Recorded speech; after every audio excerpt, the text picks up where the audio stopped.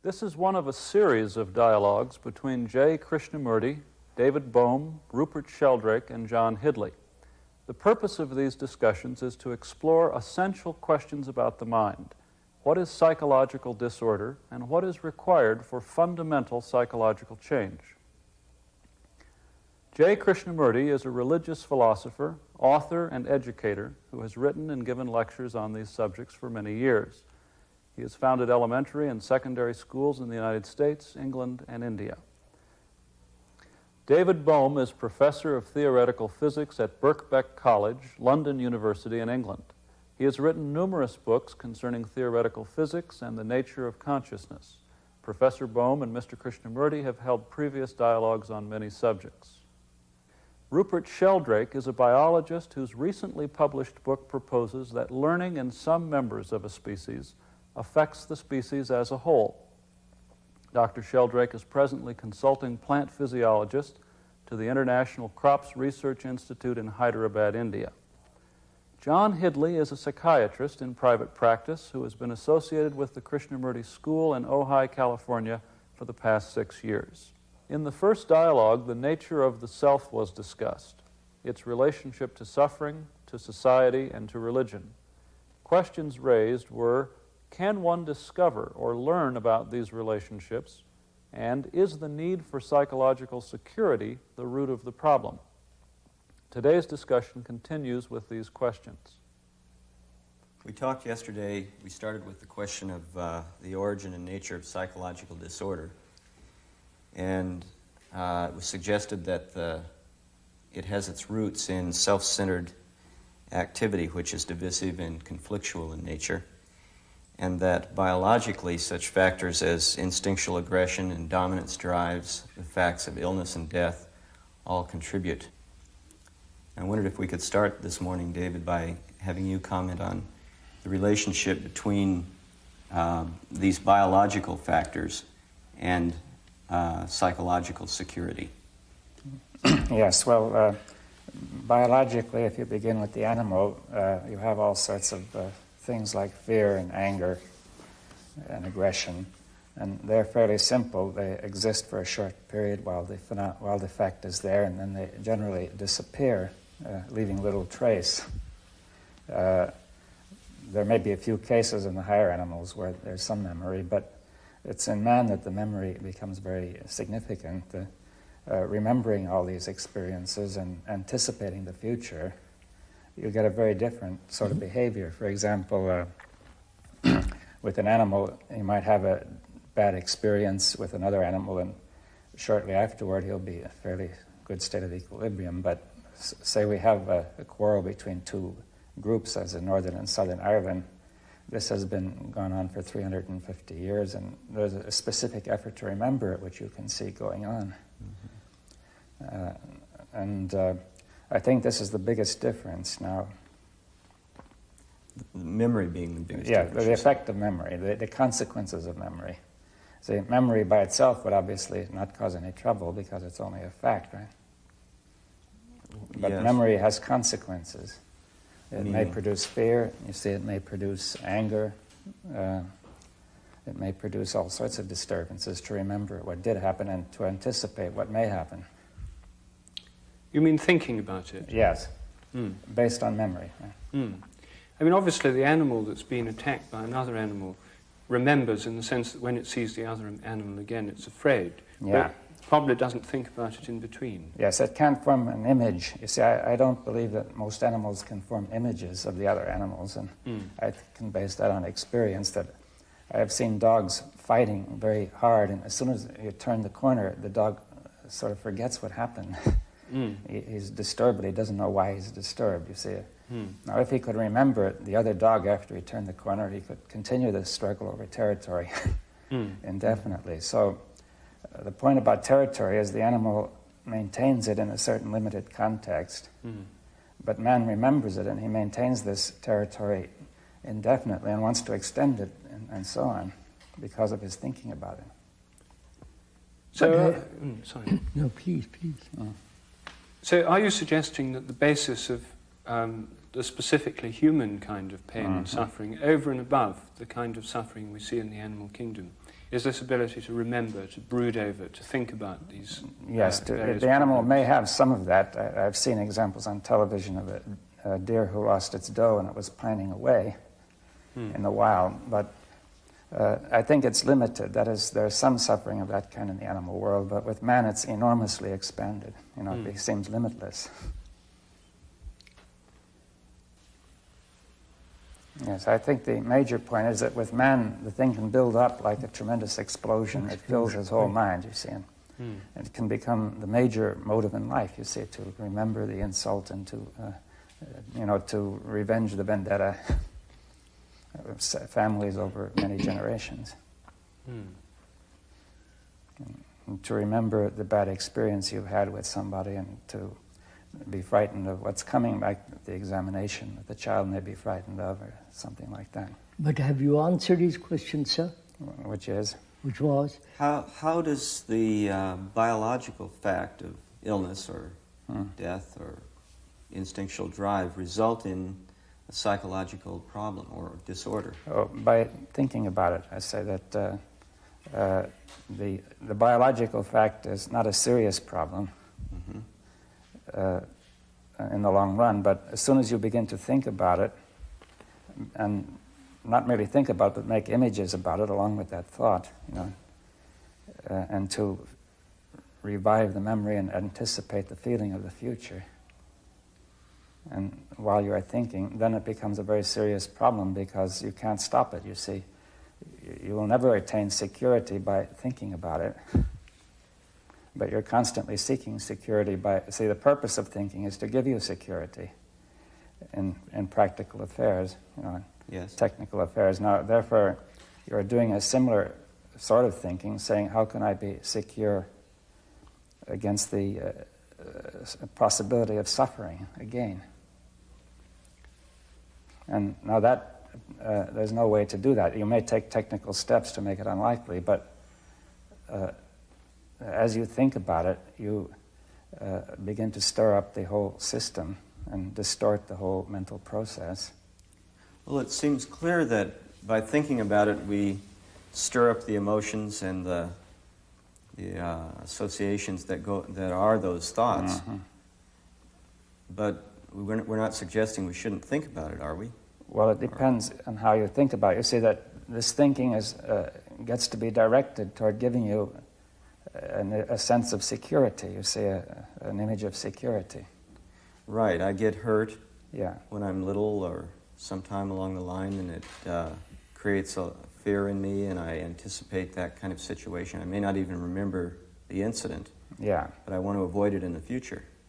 Yes. And now the point is that the mind is always searching for how to avoid it, and searching out thoughts, images. Saying that fellow is the one who did it, I must keep away from him. Coming to conclusions. And if any conclusion gives you an image of security, then the mind holds on to it, right? Without actually any basis. Could you elaborate on that a little? Well, if you've had, if you've had a bad experience with somebody, you may conclude that you should never trust him again, for example. Well, that might be quite wrong. But the mind is so anxious to have security that it will jump to the conclusion that it's not safe to trust him. Right? Now, if you find somebody else who seems to treat you well and reassures you and flatters you, then it may jump to the conclusion you can completely trust him. Now, the mind is now looking for thoughts that will give it good feelings, you see, because the feelings of the memory are so disturbing to the whole system that the mind, its first function is to make the mind feel better rather than find out what is the fact. Okay, so we're saying that at this point the mind isn't interested in what's true, it's interested in getting secure. Yeah, it's so disturbed that it wants to come to order first, you see, and it's adopting a wrong way as I see it. The wrong way being? To think about it and try to find thoughts that will make it feel better.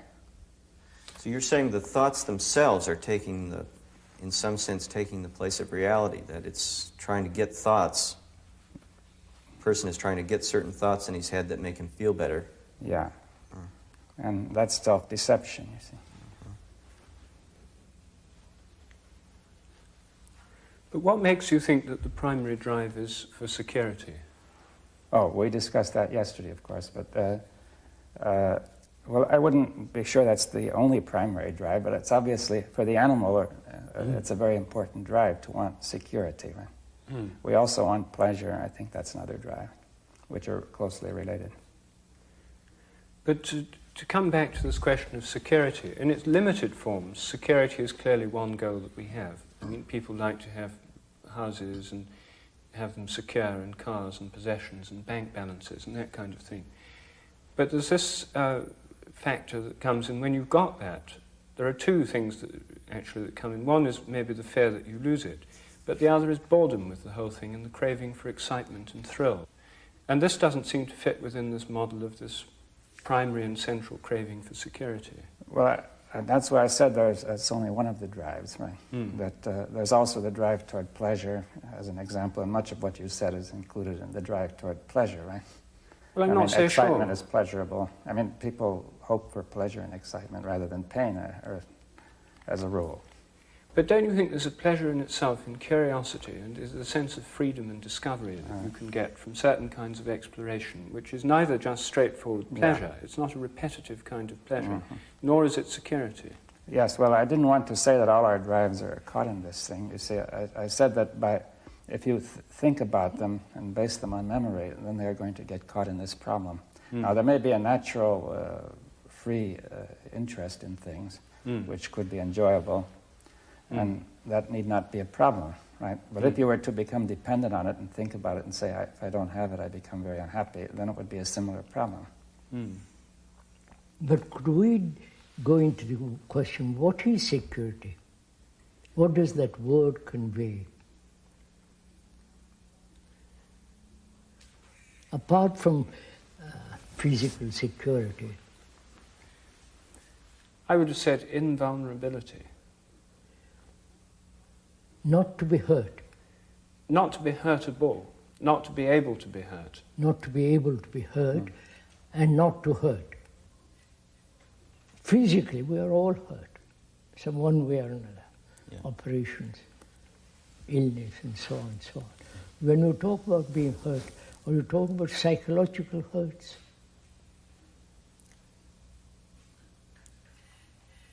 Yeah, I'm wondering how it is that when a person comes into my office, his complaint is his psychological hurts. And how do you deal with it? I try. Suppose I come to you, I'm hurt from childhood. Yeah. I'm hurt by the parents, school, college, university. Yes. When I get married, she says something, I'm hurt. Yes. So this whole living process seems to be a series of hurts. It seems to build up a structure of self that is hurt, Yes. and a perception of reality that is inflicting hurt. Now, how do you deal with it? I try to help you see that that's I try to help you see how you're doing it. What do you mean, how don't? Well, for example, if you have built up in you the notion that you're one down, or that you're the victim, then you perceive yourself to be victimized, and you perceive the world to be a victimizer. And I help you realize that that's what you're doing. But by showing me that, will I get rid of my hurt? My hurts, very deep, unconscious hurts that have make me do all kinds of peculiar actions, neurotic. Well, if you don't just... Isolating myself. Yes. It appears that people get better, that they realize that they are doing it. And in some local area, it seems to help. No, but aren't you concerned, if I may ask, with not being able to hurt at all? Yes. What do you mean by that? Not hurting somebody else or not hurting, but being hurt inside of you? No, I may hurt others unconsciously, unwillingly, but I wouldn't hurt voluntarily somebody. Yeah, you really don't intend to hurt anybody. Yeah, I wouldn't. Well, maybe not, but I don't see the connection between not hurting other people and not being hurt oneself. At least I'm sure there must be one, but it's not obvious. And most people's view of the best way not to be hurt would be to be in such a position that you can hurt others so much they'd never dare. And this is the principle of nuclear retaliation. I mean, this is a very common principle. Yes, and so it's not obvious that not hurting others is related to not being hurt oneself. In fact, usually it's taken to be the reverse. It's usually assumed that if you're in a position to hurt others very much, you'll be very secure. Of course, I mean, if you're a king or a sannyasi or one of those people who have built a wall around themselves, yes, naturally you could never hurt them. Yes. But when they were children, they were hurt. Yes. That hurt remains. It may remain superficially or in the deep recesses of one's own mind. Now, how do you, as a psychologist, psychotherapist, or help another who is deeply hurt and is unaware of it, and to see if it is possible not to be hurt at all? I don't address the question about is it possible to not be hurt at all. That doesn't come up. Why? Wouldn't that be a reasonable question? Well, it seems to be what we're asking here. It is the essence of the question that we're asking. We ask it in terms of particulars only in therapy. And you're asking it more generally. Is it possible to end this hurt, period? Not just a particular hurt that I happen to have. So how shall we proceed? Well, it would seem that the structure that makes hurt possible is what we have to get at. What makes hurt possible in the first place, not this hurt or that hurt. I think that's fairly simple. Why am I hurt? Because you say something to me which is not pleasant. Well, why should that hurt you?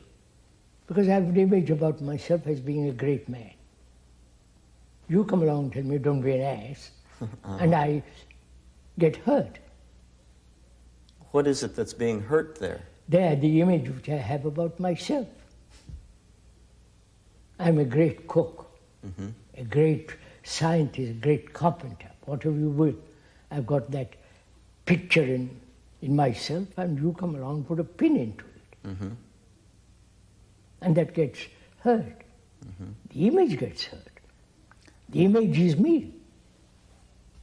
Well, I feel that will not be terribly clear to many people. I mean, how can I be an image? You see, many people will ask, you see, how can an image get hurt? Because if an image is nothing at all, why does it hurt? Because I've invested in that image a lot of feeling. Yes. A lot of ideas, emotions, reactions. All that is me. That's my image. It doesn't look like an image to me, though. It looks like something real. That of course, for most people is very real. Yeah. But that is me. The reality of that image is me. Yes. Well, can we get clear that it's an image and not real? Image is never real. Symbol is never real. You're saying that I'm just a symbol. Perhaps. That's a big step.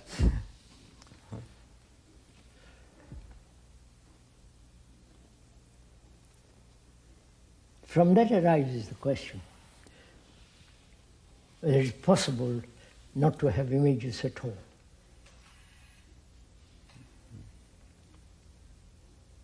Well, wait a minute. I don't think we've clearly established that I am an image. Let's go into it. I mean, it's not entirely clear. I mean, it's obvious that to some extent one is an image, that I have a feeling about myself and so on. It's not entirely clear that this is entirely unjustified. You see, certain aspects of it may be exaggerated, certain aspects may be unrealistic, but you see, one approach would be, well, we've got to shave off these unrealistic aspects, pare it down to a sort of reasonable size, and then that which remains would be the real thing. So are you raising the question, what am I? Well, I suppose so, yes. Yes, basically. What are you? Mm. What is each one of us? Mm-hmm. What is a human being? Mm-hmm. That's a question that involves it. Yes, it seems unavoidable. Yes. What am I? I am the form, the physical form, the name, the result of all education, Your experience. my experiences, my beliefs, my ideals, principles, the incidents that have marked me. The structures you've built up that are how you function, Yeah. your skills. My fears, my activities, whether they are limited or my so-called affection, my gods, my country, my language, fears, pleasures, suffering, all that's me. Yes. That's my consciousness. And your unconscious. Unconscious. I mean, that's my whole content of me. Okay. But there's still that feeling of actuality that me is there. You see, you may say, you could reasonably argue that that's all there is to me, but when something happens, there's the feeling of its actual presence at that moment. I don't quite follow Well, you that. see, if somebody reacts to being hurt or angry, he feels at that moment that there's more than that. You see, that there's something deep inside which has been hurt, right? I don't quite see what is... my image can be such deep... that's my image at all levels.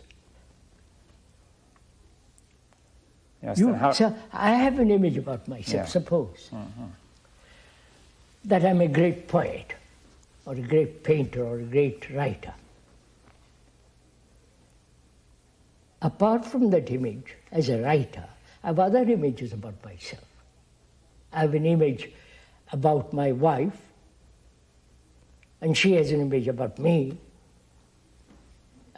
There are so many images I've built around myself, and the image about myself also. yes. So I'm a bundle of images.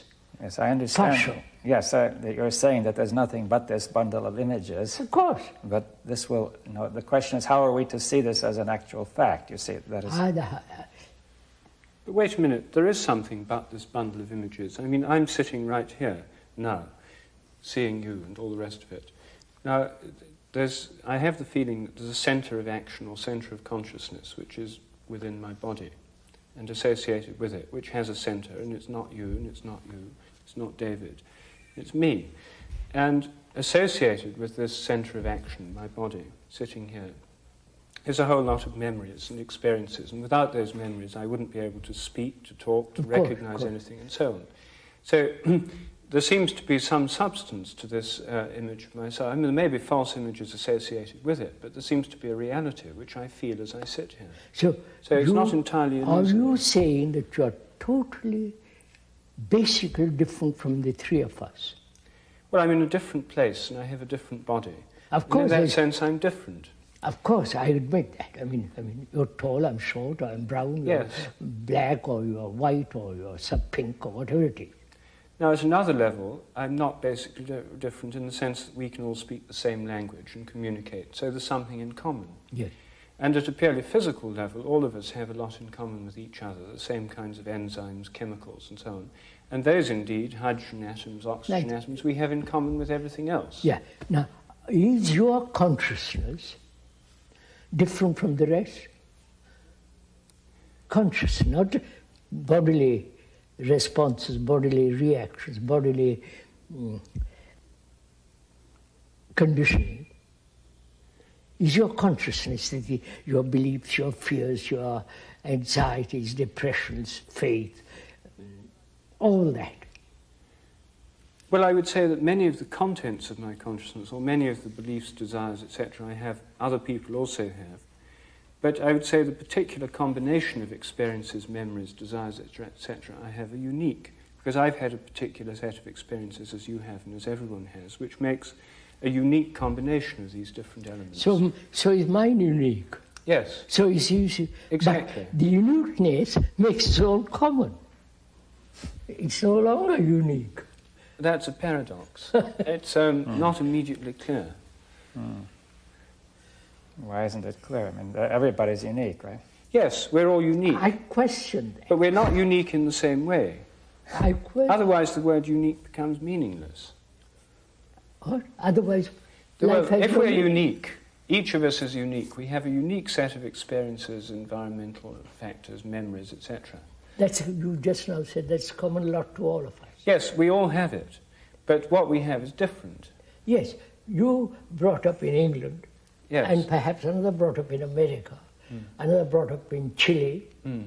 We all have different experiences, Yes. different country, different views, different mountains and so on. Yes. But apart from the physical environment, linguistic differences, and accidents of experience, but basically, fundamentally, deep down, we suffer. We are frightened to death. We are anxious, we are agonizing about something or other. And conflict, that's the ground on which we all stand. But that doesn't seem a very startling conclusion. No, it is not. But I think, say that what you're saying really implies that what we have in common is essential and fundamental rather than just superficial. You see, now I've talked with people about this, and they say, everybody agrees we all have these things in common, but sorrow, suffering, and so on are not so important. The really important point are the higher achievements of culture and things like that, as an example.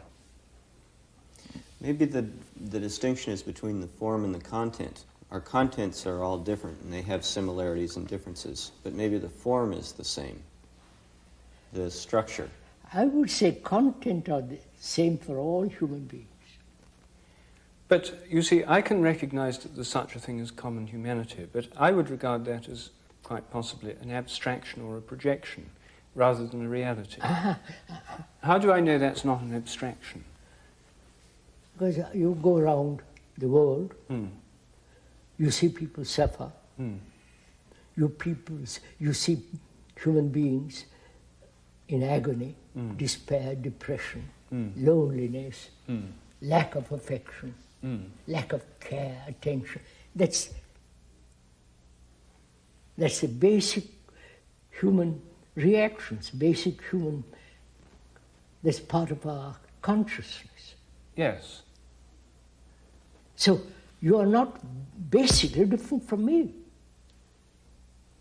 You're tall, you may be born in England, I may be born in Africa with dark skin, but deep down the river, the content of the water, of the river is the water. The river is not Asiatic river or European river, it's a river. Yes, well that's clearly true at some level, but I'm not quite sure at what level, you see. I'm talking basically, deeply. But you see, it seems to me, why stop there? That I can see something in common with all other human beings. But I can also, by looking at animals, see something in common with them. We have a great deal in common with the animals. Sure. So why stop at human beings? Why not say... Because I say if I feel... I don't like the word common, that sounds... one feels that is the ground on which all human beings stand. Their relationship with nature, animals and so on. And that the content of our consciousness is, again, the ground of humanity. Love is not English, American, or Indian. Hate is not. Agony is not yours or mine. Agony. But we identify ourselves with agony. It's my agony, which is not yours. We might go through it in very different ways, though. It's, Yeah. Different expressions, different reactions, but basically it's agony. Not German agony and Asiatic agony. It's not what is happening. British and Argentine. It's human conflict. Why do we separate ourselves from all this? The British, the Argentine, the Jew, the Arab, the Hindu, the Muslim, you follow? Which all seems so nonsensical, tribal. The worship of a nation is tribalism. So why can't we wipe out all that? I don't know. You tell me. Why can't we? Because, again, we'll come back to the question. I identify with my nation because that gives me a certain strength, certain standard, certain status, certain security. When I say I'm a British, oof. So this division is one of the reasons of war. Not only economic, social, and all the rest of it. Nationalism, which is really glorified tribalism, is cause of war. Why can't we wipe that out? Seems so reasonable.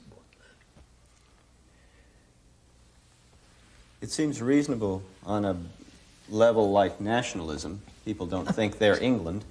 Start from there. Okay. But then I have a patient, and he does think that he's married. And He's that American. it's, and that he's married, and that it's his wife, Yes. and that, Of course it's war. well, So isn't what? that the same action that you're talking about? No. So just let's go into slowly. Okay.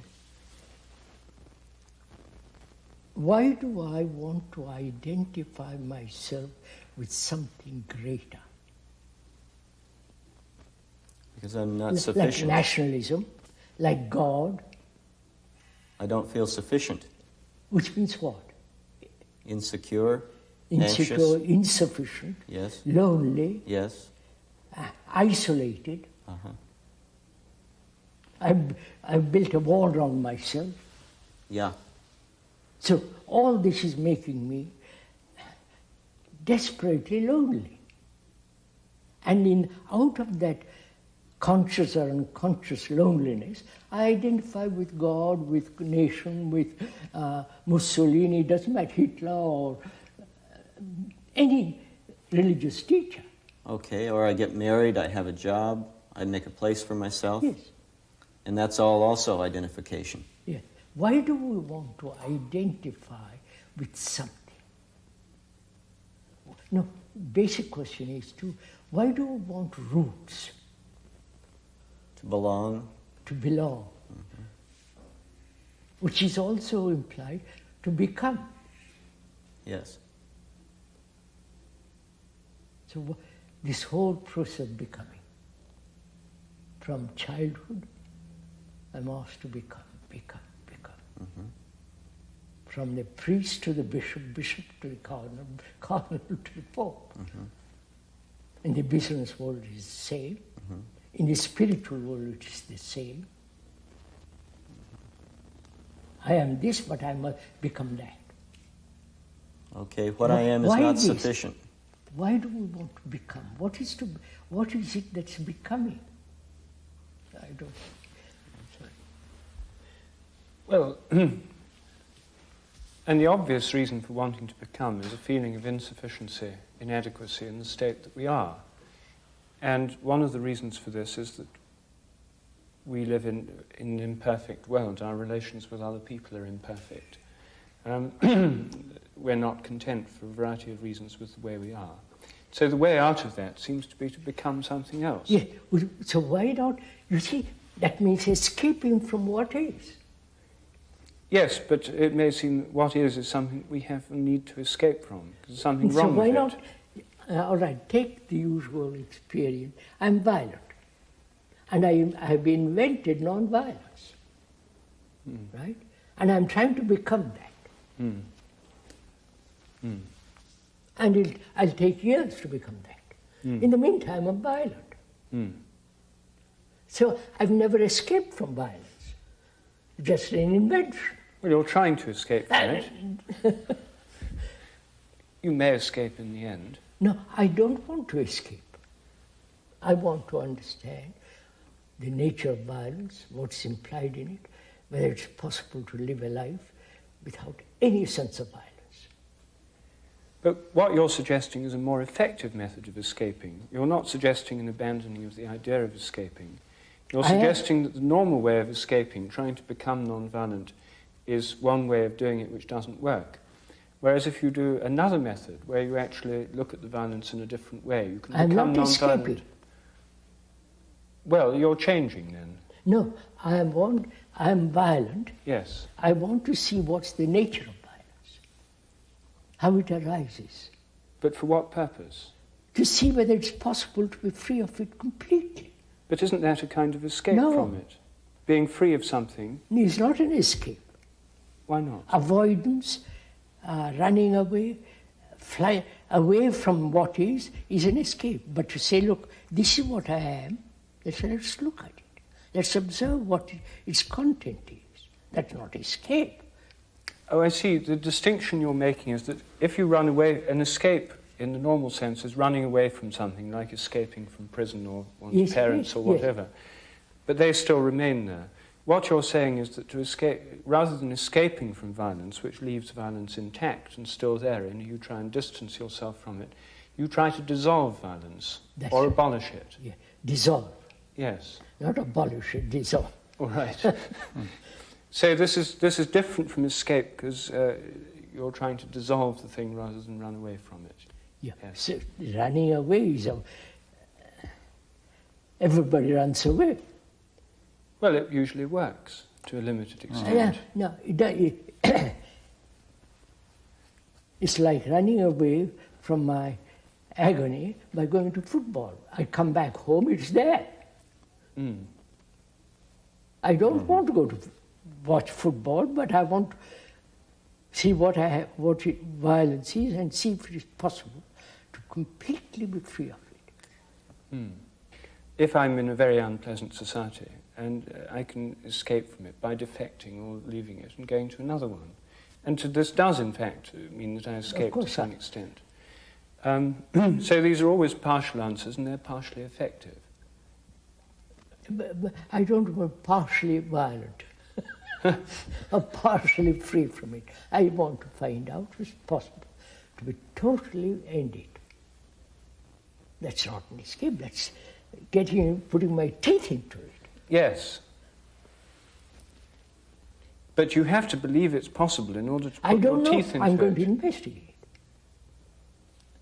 I said, for me, I know one can live without violence.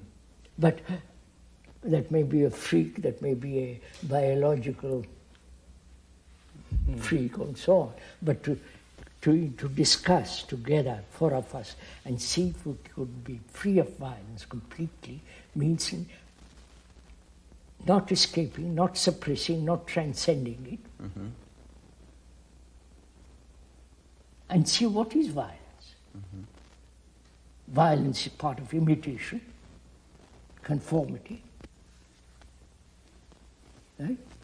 Part is physical, that I'm not talking about that. So psychologically there's this constant comparing. That's part of hurt, part of violence. So can I live without comparison? When from childhood I've been trained to compare myself with somebody. I'm talking comparison, not good cloth and bad cloth. Right.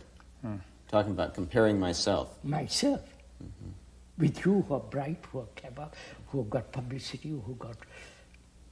When you say a word, the whole world listens, and I can shout, nobody cares. So I want to be like you.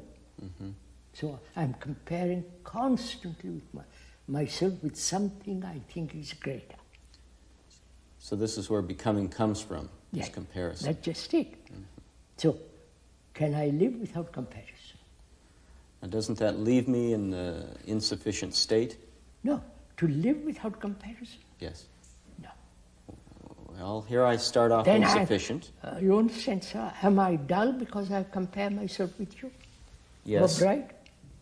Yes, you're dull because you compare yourself. If I by comparing myself with you, who are bright, who are clever, I become dull. I think I'm dull. Yes. But if I don't compare, Then it I am doesn't what come I up. am. Well, you may not compare, but I may compare. I may say, you're dull. All right. I say, all right. You say you're dull. I say, am I? I want to know, what does it mean? Does it mean he's comparing himself with me, who is, you follow? See, The yes, reverse of it. it'd be very frustrating, that. Yes. I mean, if one compared oneself with somebody and said, you're dull, Yes. and then they said, what does dullness mean? Yes. The other day, after one of the talks in England, a man came up to me and said, "Sir, you are a beautiful old man, but you're stuck in a rut." I said, perhaps, I don't know, we'll go into it. So I went up to my room and said, am I? Because I don't want to be stuck in a rut. I may be. So I went into it very, very carefully, step by step, and found, what does a rut mean? Sticking a groove along a particular line. Maybe. So I watch it. So observation of a fact is entirely different from the escaping or suppression of a fact.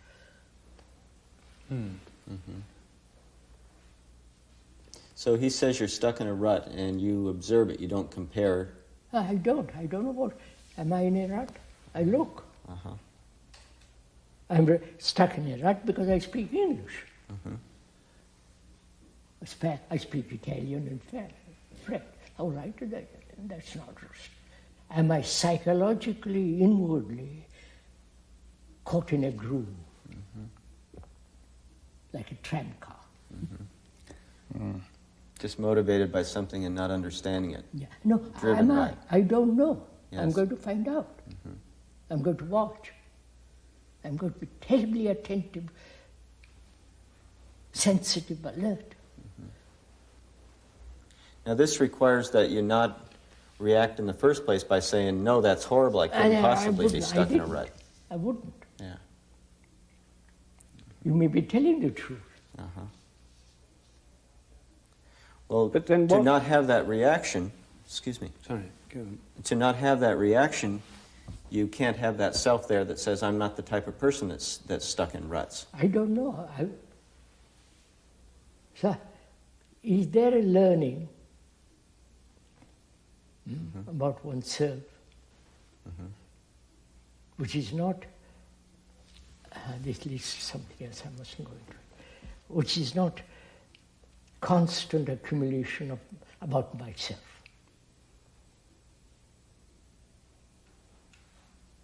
I don't know if I'm making myself clear. Yes. You're saying That that... is, I observe Yeah. myself, and I've learned from that observation something. And that something is being accumulated too all the time by watching. I think that's not learning about yourself. Yeah. It's being concerned with what you think about yourself. Yeah, what you think about yourself, what you have gathered about yourself. Yeah. It's like a river that's flowing. You have to follow it. I mean, that leads somewhere else.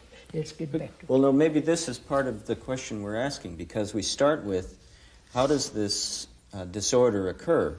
And Yes, so you let's say stick to that. it occurs because I have the image of myself as someone who knows he's not stuck in a rut. I don't like to think that I'm stuck in a rut. And somebody says, yes, you are. But you may be. Yes. I have to be open to looking to see. Yeah, to observe. But then what about this approach?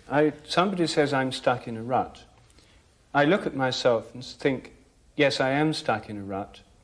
And then I can respond by saying, well, what's wrong with that? Everyone's stuck in a rut. That means you're just blind. No, you accept the fact, but then you think, well, why should I do anything about it? What's wrong with that as an approach? Like a man stuck as a Hindu. He's stuck. He's then contributing to war. Well, I may say, well, I'm stuck in a rut, but so is everybody. It's the nature of humanity to be stuck in ruts. You see, that's it. You go off, that's the nature of humanity. Yes. But I question that. I would say everyone else is stuck in ruts. If you say that's the nature of humanity, let's change it for God's sake. But you may believe it's unchangeable. You see, what reason have I for believing that we can change it? I may think that I'm stuck in a rut, so are you, and so is everybody else. And anyone who thinks they're not is deceiving themselves. Cheating themselves. Yes. I may cheat, so I begin to inquire, am I cheating myself? I want to be very honest about it. I don't want to cheat. I don't want to be a hypocrite. But you may not be a hypocrite. You may think I am stuck in a rut, and you may be a pessimist. You see, the alternative to being a hypocrite is a pessimist, or one alternative. No, I'm neither a pessimist nor an optimist. I say, look, am I stuck in a rut? I watch all day.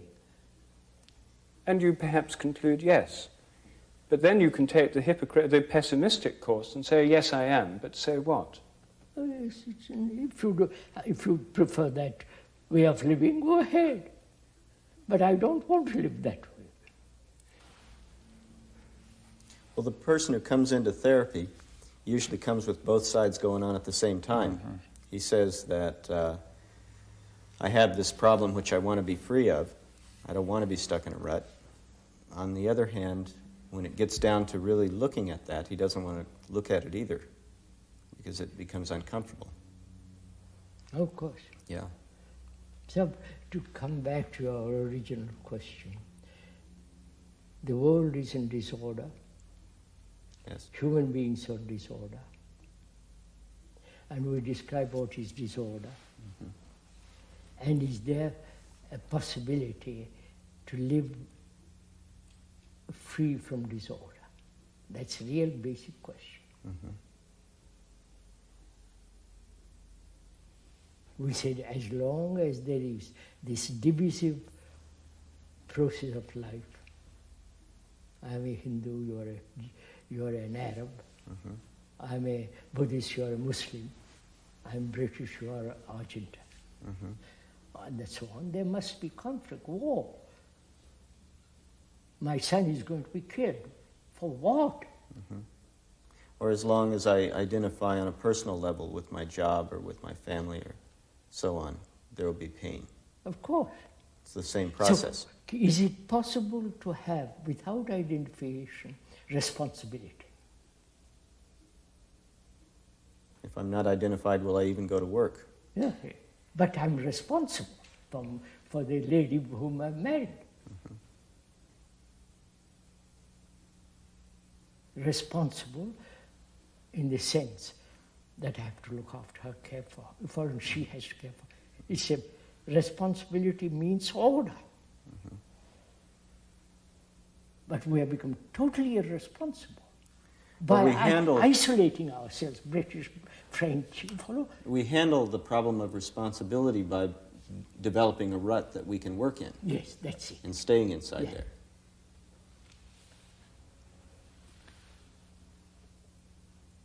If I recognize, see the fact that responsibility is order, I'm responsible to keep this house clean.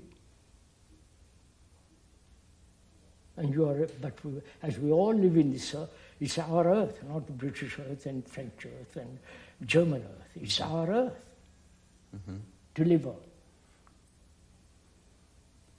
And we have divided ourselves. Because in this division, we think there's security. There's stability and security. Security, which is no security at all.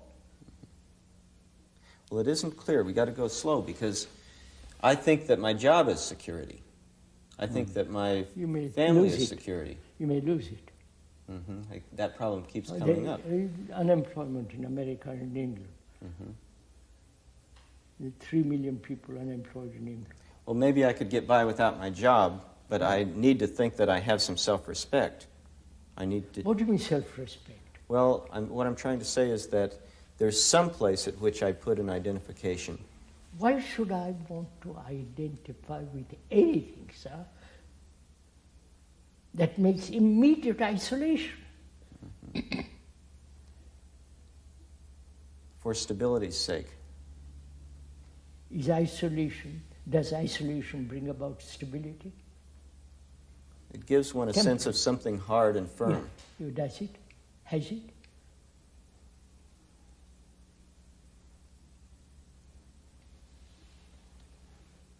We have had, in the last 5 years, 5,000 years, nearly 5,000 wars. Is that stability? No. Why don't we, well, I won't go into all that. What's wrong with us? Well, why don't we see this then? You're saying that the root of the problem is that I continue to identify with one thing after another. If one doesn't work, I just find something else. I don't stop identifying. Yes, sir, which breeds isolation. But in your example about the person that's stuck in a rut, you say, I don't have to identify. I can just step back and look at this thing and see if it's true. Yes. So you're suggesting that there is something that is not identified, something that's free to look. No, this leads to something else. Why do I want to identify myself? Probably, basically, the desire to be secure, to be safe, to be protected, and that sense of gives me strength. Strength and purpose, direction. It gives me strength. Yeah. But this is a biological fact. Yes, and it's I not know. merely an illusion. And if we, again, to come back to the animal kingdom, we see it there.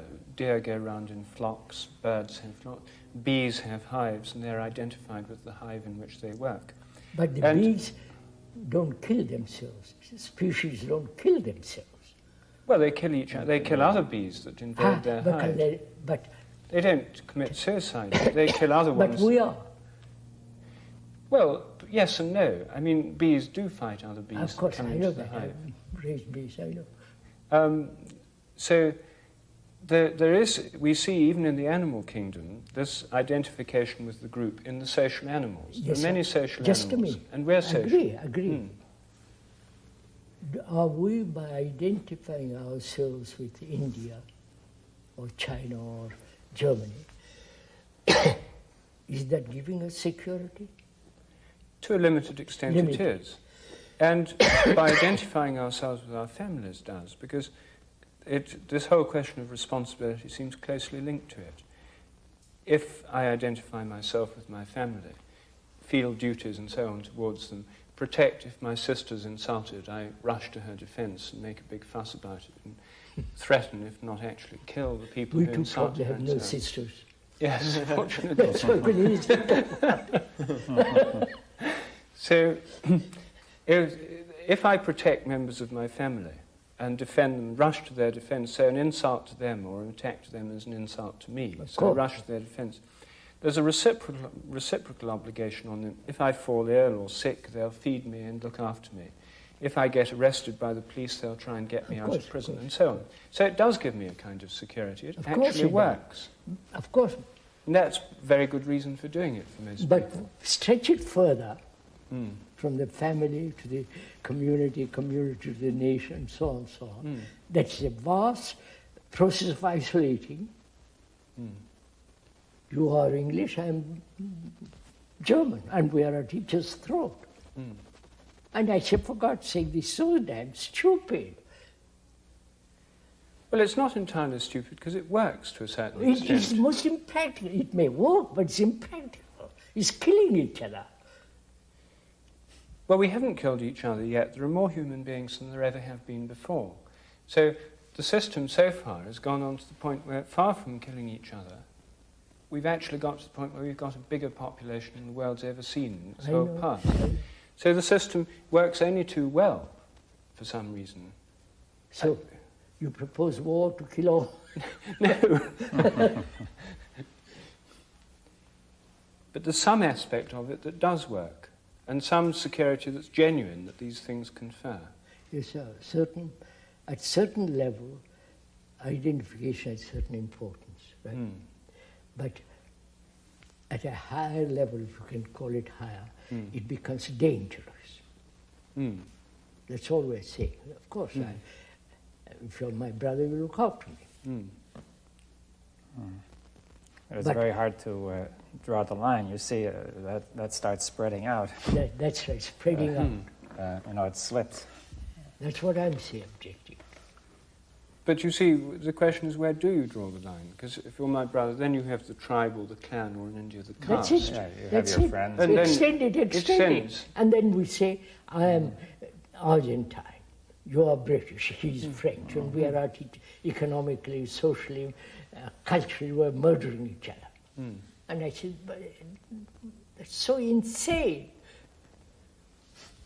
But where do you draw the line? You see, if you say the nation state is wrong, then what's wrong with the tribe or the caste? Then you've got conflict between those. No, you've got conflict between I families. wouldn't draw the line. I say I'm responsible as a human being for what is happening in the world. Because I'm a human. And so what is happening in the world is this terrible division. And I won't be a Hindu. I won't be a Catholic, Protestant, Buddhist, nothing. If 100 people or 1,000 people like that would begin to do something. So you're saying that the problem comes up because I mistake my local security. I think that it rests in some local identification. Yes, which is isolation. And therefore, in isolation, there is no security. And therefore, there is no order.